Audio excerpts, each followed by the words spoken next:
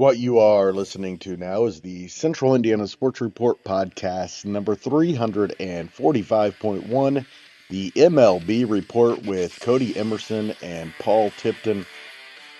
This week, the conversation revolves around division races with just 2 months left to go in the regular season, the winners and losers at the trade deadline, the Reds and Braves series and their game at Bristol Motor Speedway, and the series between the Phillies and Tigers, which ended right before this podcast began. You're listening to the Central Indiana Sports Report with your host, Greg Menkell. Welcome, baseball fans, to the Central Indiana Sports Report and the MLB Report with Codey Emerson of the Greencastle Banner Graphic and Uncle Paul Tipton, our resident baseball experts, here to talk a little baseball. And we're going to start with tonight's game because it was a good one. Kyle Schwarber, home run. Christopher Sanchez, nearly perfect. And the Phillies look like the Phillies tonight. Unfortunately, this is once again me complimenting the Philadelphia Phillies, which, as any of our listeners know, I absolutely hate to do. But yeah, it's Phillies. Their rotation is just so good. It can shut anyone down. Christopher Sanchez, Zach Wheeler, the list goes on and on with them. And to shut down a good team like Detroit, you know you're doing something right. And to win, Phillies don't need many runs when that pitching staff is on. Anytime Kyle Schwarber homers, he gives a little mini earthquake to planet Earth. So I kind of felt that when I was here tonight. But it's the Phillies it's going to be the Phillies, and we'll get into it later, but they made some really good acquisitions at the deadline, and it's going to be them and the Mets are going to be a two-team race in the National League East because my Atlanta Braves are, of course, way out of Durant it. is going to close games like that for them, they are really scary because he got 2 saves over the weekend, and he did not look that good with the Twins, I didn't think. So that's got to be a scary proposition for the Mets and other teams. Half-game lead now on the Mets for the Phillies. We've been calling them, I believe, Central Indiana Sports Report wide, the favorites to win the National League. I think Paul still is going with the Dodgers, but the rest of us think it's going to be the Phillies.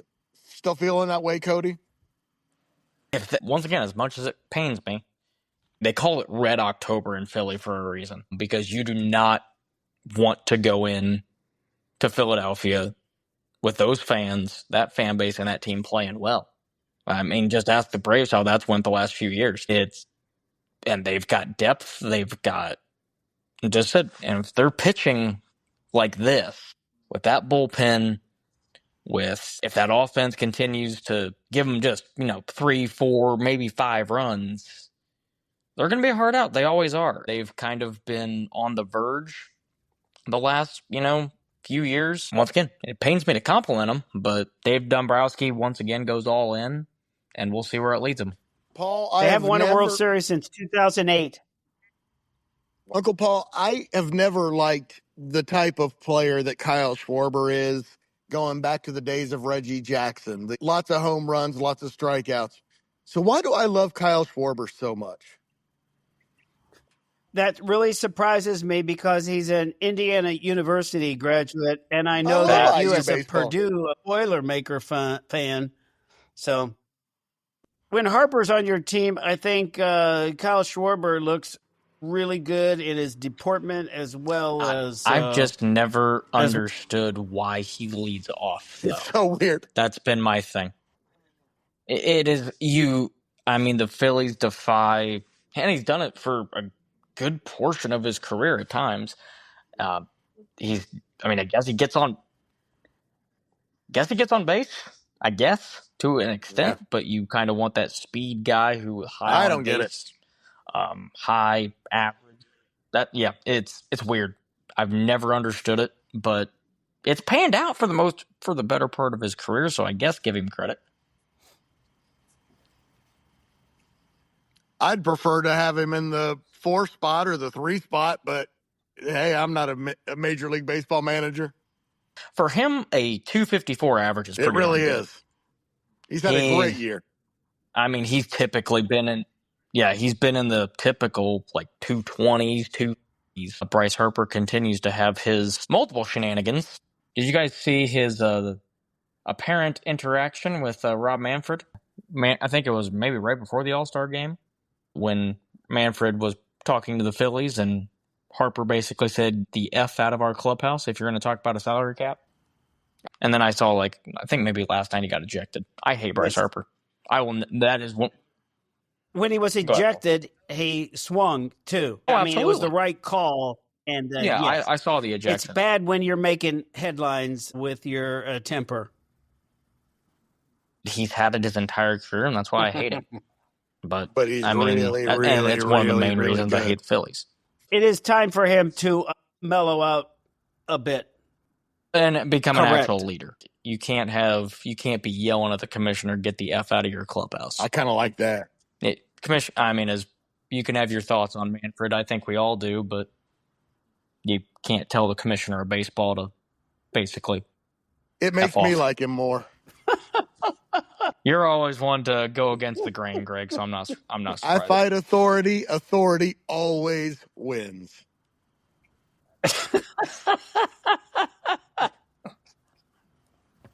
Cody, our teams played each other this weekend, and neither one of us seemed to like the result. The Reds were within a half a game of the National League wild card, and now suddenly are sputtering a bit. I still like the makeup of this team. If Chase Burns pitches, I think this is all different on Saturday, but it is what it is. Cody, your thoughts on the weekend series? Well, first of all, that first game of the series on Friday was on absolute crack. It's the Atlanta Braves. It's the 2025 version of the Atlanta Braves, so I'm not shocked. For those, the Braves were up. It was a tie game going 3-3 into the 8th inning. The Braves score 8 runs, and I'm like, all right, just cruise to the win. 11, which I want to make it clear now, since the Braves are not making the playoffs, I want them to lose every single game. They have like the 4th best odds or whatever to get the number 1 pick in the draft. So if they lose every game from here on out, I'd be fine. But then the Reds come back and score 8 to tie it at 11, and then I think the Braves win it in 10. Yeah, that game was on absolute crack. Then the Reds win a pitcher's duel, I think 3-2 yesterday. 2 days ago. And then the MLB tries to put a baseball game inside a NASCAR stadium, and Mother Nature says, yeah, we're not having that. When I was getting some work done yesterday, I got home and threw it on, and the field was an absolute mess. But they tried to play it, but they didn't even get through an inning. So I resumed it today. I did not have on my bingo card that Eli White would single-handedly beat the Cincinnati Reds. Had a 2 home run game, all 4 of the Braves RBIs. And, I'm upset that the Braves continue to win ball games. So is Greg. Yes, he is. Yeah. The one thing that did talk about Chase Burns getting a pitch, the one decent arm that the Braves still have, Spencer Strider, it looked like a great pitching matchup, and then Mother Nature absolutely threw that in the can. I mean, a young phenom with the Reds and the Braves, they're basically their only decent arm right now. Although, in this series, I'll give them credit. Joey Wentz pitched a hell of a game in Game 2, and then Hurston Waldrop, who has been good in AAA, has really struggled, though, in the majors when he's had his chances, came in and pitched very well today. So, Braves are kind of getting some look at some young arms. Still, I want them to lose at this point. I thought the Reds made him look pretty good. They got 5 leadoff runners on today without scoring. Yep. So that was disappointing from a Reds point of view. Something that hasn't been that big of an issue this year, as much as it has been in the past, but it sure was today. I do like their approach at the plate. I still think this is a playoff team. I really do think this is a playoff team with that pitching and the what to me appears to be a different approach at the plate, trying to get base runners rather than trying to get runs all at one time, and especially from Ellie De La Cruz, who's hitting the ball to all fields. I've been incredibly impressed with him over the last month and a half or so. But my question is there a regulation in Major League Baseball that you have to have dirt in the infield? Because it would have made more sense to have an entirely turf field. That's a good question. Because I know in college baseball they don't anymore. The fields are entirely turf. There were a lot of fields in the 80s that had only dirt on the bases. You could have at least done that and saved a lot of problems. I don't exactly understand the approach to putting dirt in the infield. I will give credit to, it looked like a decent amount of the fans stuck around. They did, more than I thought would have for the with that rain. Of the game on Sunday, which I was a little shocked by. It was still, I've heard from, I take people's opinions on Twitter with a grain of salt, but they said it wasn't that great of an experience. It looked cool. With all, I mean, it did. It really, like, if Mother Nature, I think, cooperated, it would have been a lot better. It sucks now that neither team, because today would have been an off day for both teams, kind of, especially for the Reds. They need rest. They need their off days more than the Braves do. Although the Braves are injured to hell and back. But, and I had another injury today with Austin Riley, of course. But what cracked me up during the broadcast was John Smoltz was like, this game means a lot to the Reds, which of course it does. And it means something to the Braves, too. I'm like, does it really? No. I was like, nah, not at this point in the year. It means zero. Even a top 5 pick is a crapshoot, Cody. I mean, honestly, the 5 pick is better than the 1 pick just as often. It's even playing for that in baseball isn't that big of a deal. I think the Braves it's with Pittsburgh, Chicago, and the A's? A's, yes. A's, yeah. Yeah, those are the 3. People asking, where's Colorado? Colorado is ineligible for the number 1 overall pick due to, I think, them being in the top. Not only are they ineligible for the top pick, they can't pick inside the top 10 from what I was reading. Due to, like, it's MLB's policy, maybe try and prevent tanking. I don't know, but I was reading an article, I think, earlier this week about it, and I was like, well, Colorado they're 30-81, and they're not going to be able to pick inside the top 10. If this were football, that would be Colorado. a really big deal. Not so much with baseball. The 11 pick is as good as often as the number 1 pick. I mean, being honest. The top 20 in the Major League Baseball pick is that you throw them into a hat, and you have no idea what's going to happen with those 20 guys. Guys, I'm really disappointed that Will's not here again to talk about his beloved New York Yankees and how the mighty have all of a sudden fallen into third place. It's bad. Granted, that's due to Boston surging, continuing to surge. They're only 3 games back at Toronto, but the Yankees, Paul, 3rd place in the American League East now. Who would have thought that? I believe I've been telling you that they may not make the playoffs. Yep, you've been hammering that nail. And if it allows them to get rid of Aaron Boone, it's probably all for the best.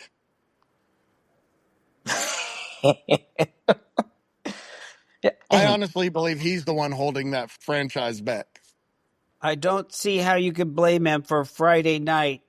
They signed 2 relief pitchers, 3 new guys from 3 different teams, and they put them all out there, and each one failed spectacularly.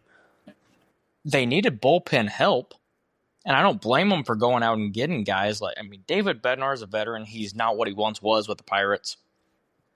Camilo Duvall's just, I'm going to try and throw 102 and see if it worked. It obviously hadn't. And then I can't remember who else they brought in. Doug Bird from Colorado. And get swept by the Miami Marlins. I never thought I'd read that headline in 2025. But now the Blue Jays are not impressing anybody either, so... I declared that this stretch in the schedule would be the end of the Boston Red Sox. You would think so, but they play well at Fenway Park. When they go out on the West Coast this upcoming week, we'll see if they're for real or not. I can't even believe it's a conversation we're having. I thought they were going to be the worst team in baseball. And then they traded their best player, and I thought now they're going to be. And I have no idea how they're doing it. The thing with the Yankees is you just got swept by the Marlins. Codey is delighting in the failure of the Yankees. I'm happy for Boston because if I had to pick an American League team, it'd probably be Boston. Just because, I'm not a fan of them, but people like, oh, you have an American League and a National League team. Obviously, I'm with the Braves in the National League. You should read their team history. You would change your mind. I have friends who are Red Sox fans. And Alex Cora being their manager is not a plus either.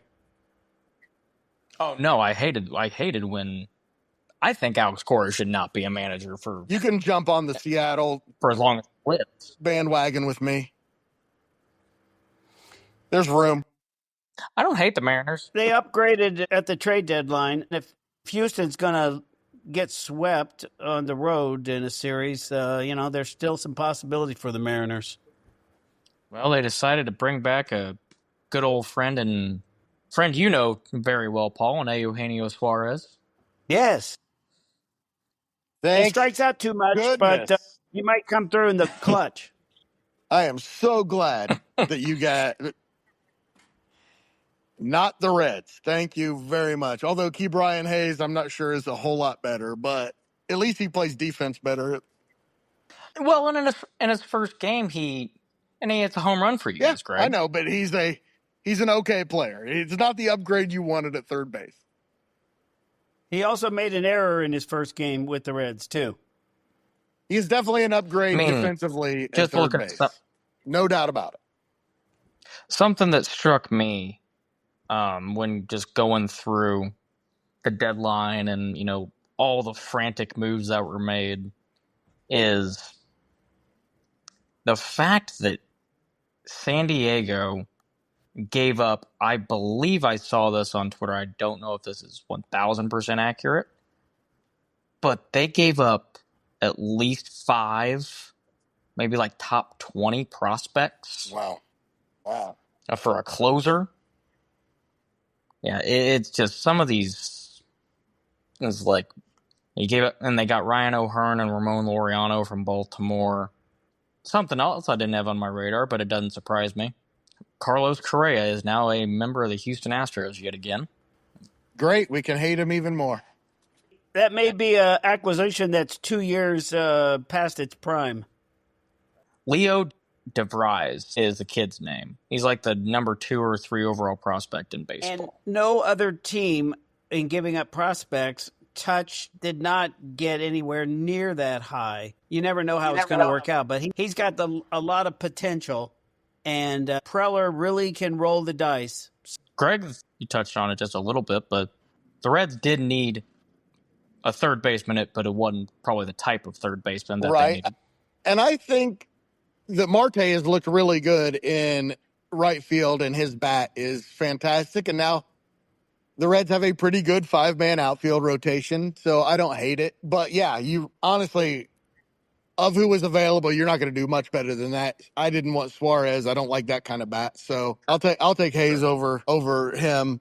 I grew to really dislike him his first time around with the Reds, especially in those games against the Braves, when he would have 2 runners on and 1 out and swing as hard as he could at all 3 pitches. And it really turned me off of him. He was the worst situational hitter I've ever seen as a Red. Well, maybe not. They had Brett Boone, but to me, it's fine. I still think they're a borderline playoff team. And right now, I think you're thinking more about next year. By the way, guys, it looks like Chase Burns is going to come out of the bullpen later in the season, so that's interesting. They were saying that on the broadcast today. I like it. Like David Price when the Rays made their run in whatever year that was a long time ago. That seems wise to me to break a guy in like that, too. Going back to the Ke'Bryan Hayes thing, I can't believe that they didn't get him, or you guys got him for. Granted, I don't know much about these prospects. Probably, Greg, you might know a little more, but it seemed like it's for nothing. They got him.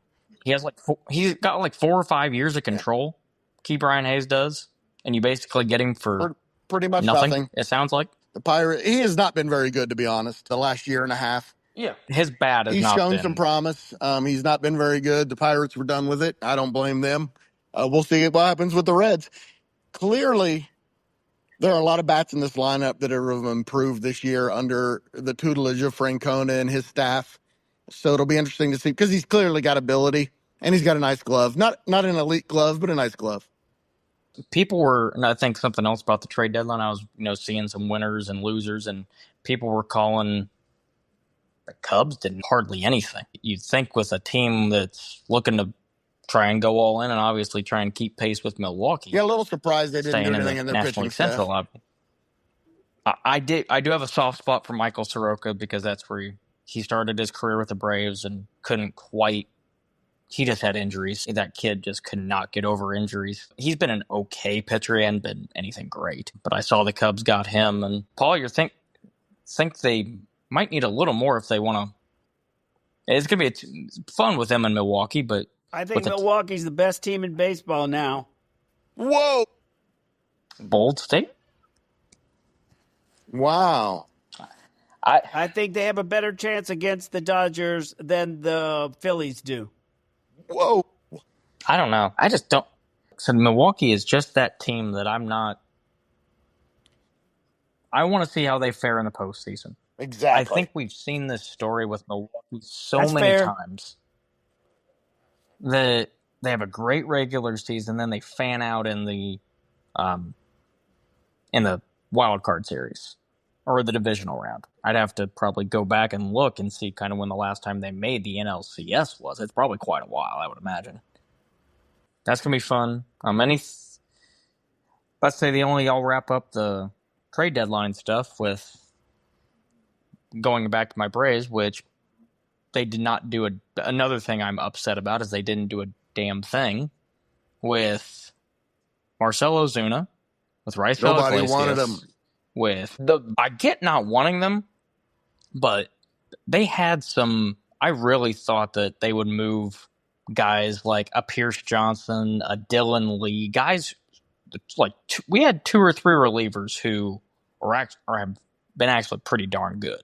And I thought they might move a couple of those guys. Sean Murphy was another one that, they have Drake Baldwin, who's, although it sounds like next year they're, with Marcell Ozuna going to be gone, they're just going to have whichever catcher doesn't catch be the DH, which I actually kind of love that strategy. Yeah, people were Braves Twitter was very upset that they didn't sell at the deadline, which, let's see, it's August 3rd, and we have like 2 more months of the regular season. And I do have a 2 more months of the regular season. And I do have a trade deadline question, guys.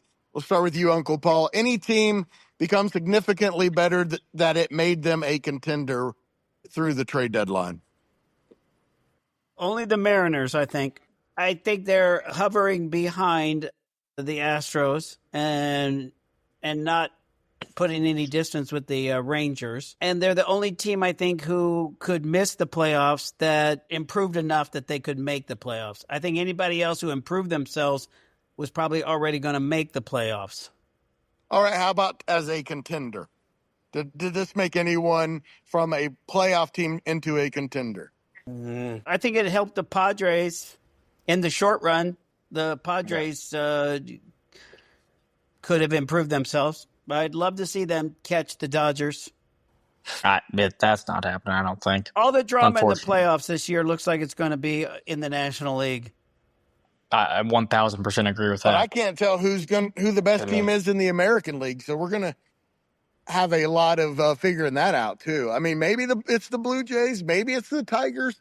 Maybe the Tigers are just cruising because they're so far out ahead, but they haven't been very impressive. Who is it? There's a lot of mediocre teams who are going to make the playoffs in the American League. And see, that's the thing. Toronto really has not been in this position. Neither is Detroit.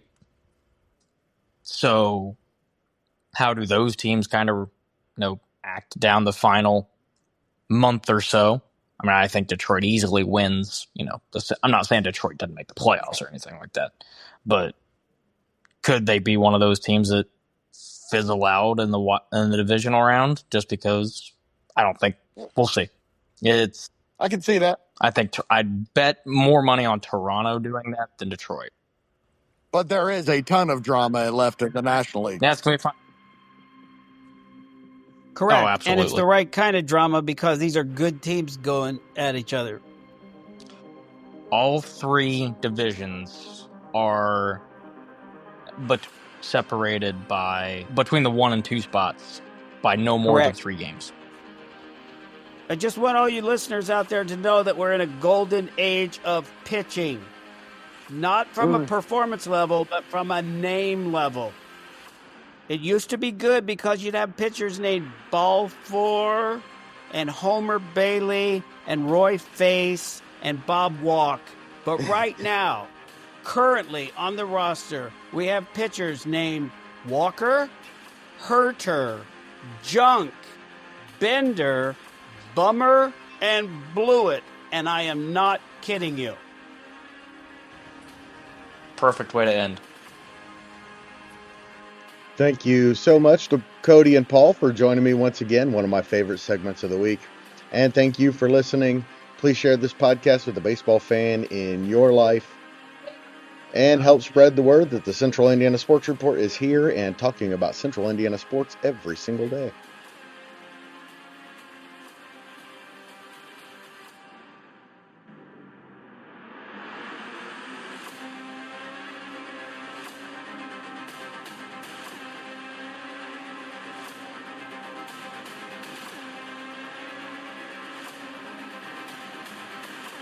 The Central Indiana Sports Report is a product of ITG Media, and I love Susie.